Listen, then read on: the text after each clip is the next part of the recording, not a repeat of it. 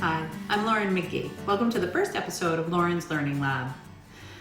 So I created this show to document this crazy time in our lives, right? Our kids have been off from school now for 3 weeks. This is the start of our spring break week, and honestly, it feels just like last week. It's a weird time. So I decided early on I needed to figure out a plan for how to deal with this. I was going to need to create a space for my kids to spend their days. I needed a space separate from where my office is. This is my office. I share it with my husband. In setting up the space, I realized quickly that I was going to need to separate areas for big group play away from areas where they could work quietly.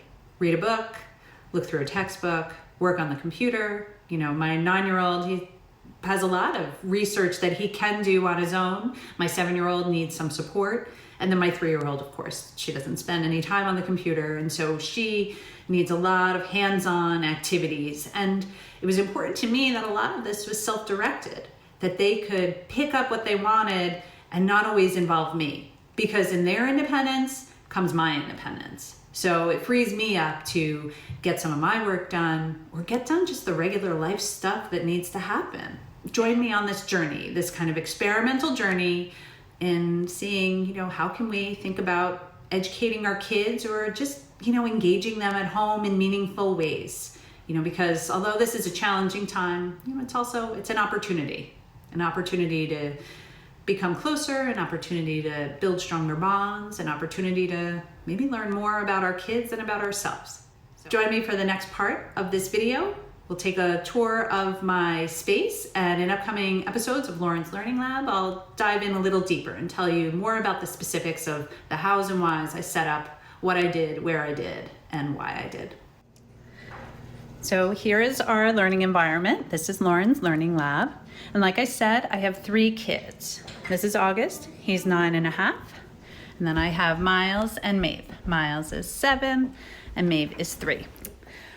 So sometimes my kids love working together and sometimes they don't.